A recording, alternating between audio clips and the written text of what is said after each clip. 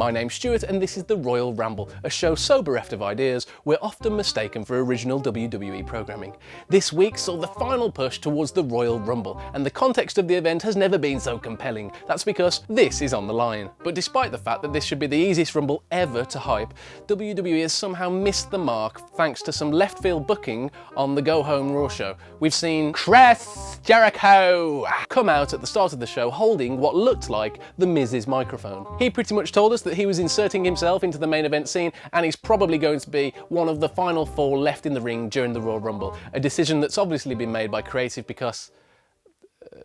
can't think of a good reason. The League of Nations also showed up at the start of the show to have a heated talk with Chris Jericho about who would be talking later on in his highlight reel talk show segment, despite the fact that ironically that segment featured no talking once all the talk show guests had entered the ring to talk. We also saw Bray Wyatt and his family come down and decimate Brock Lesnar because of reasons. Now, I don't think that this is bad booking per se. A lot of people have come out online and criticised this past week's Go Home show. I'm actually quite intrigued about Bray and Brock later on down the line. Obviously, it makes no sense at all after they book Bray into the ground after every pay-per-view he's ever been in. But I'm intrigued nonetheless. However, this wasn't the way to hype the Royal Rumble. The title's on the line. Conceivably, 30 men could win that title. However, we're left talking about Bray Wyatt and Brock Lesnar, which is a bit weird. Now, if Bray was to actually win the Royal Rumble, or God forbid, Braun Strowman, then I might as well just start watching TNA. But if the Royal Rumble can set up at least 2 or 3 compelling storylines go forward,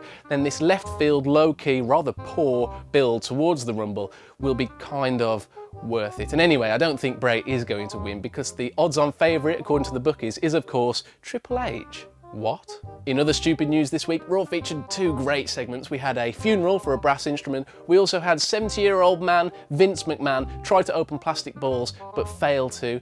One was brilliant and the other one was so shit it ended up being brilliant. We also saw some questionable marble statues. And elsewhere, the WWE's least relevant employee, the second least relevant employee, Josh Bredel, has pissed off the entire locker room, or the majority of the locker room, after referring to the social outcasts on Twitter as social jobbers. Several people have taken issue with this, including the most entertaining superstar on the roster, Kevin Owens, which is kind of understandable because, to be honest, really, who is Josh Bredel at the end of the day?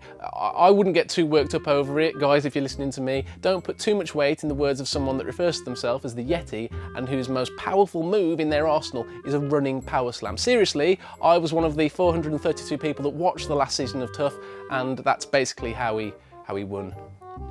Elsewhere, it seems that the primetime players is no longer a thing, unfortunately, as evidenced by the Royal Rumble kickoff show graphic, as Damien Sandow and Darren Young are presented as the next formidable jobber tag team on the roster. And finally, we're edging ever closer to the debut of the phenomenal one, AJ Styles, which is all but official now that John Cena posted a picture of AJ's big fat face on his Instagram. So many exciting scenarios could play out when AJ finally arrives. However, we must also remember on the flip side that so many shit scenarios could also play out when AJ finally arrives, because Vince McMahon is known for his penchant of burying things that he didn't create. And I wouldn't be altogether surprised if Styles found himself immediately in a high-octane program against someone like Neville, where the stakes were who can do the best flip, and it would ultimately end with Neville going over, and yet another slow motion of the red arrow, to which JBL would enthuse, "It's like a bunny that doesn't stop, Maggle." Great. Anyway, that's all I've got time for on the Royal Ramble. If you want to follow me, you can follow me here. I don't know why you'd want to, but anyway, I'll be back next week, same time, same place, right here on WrestleZone.com.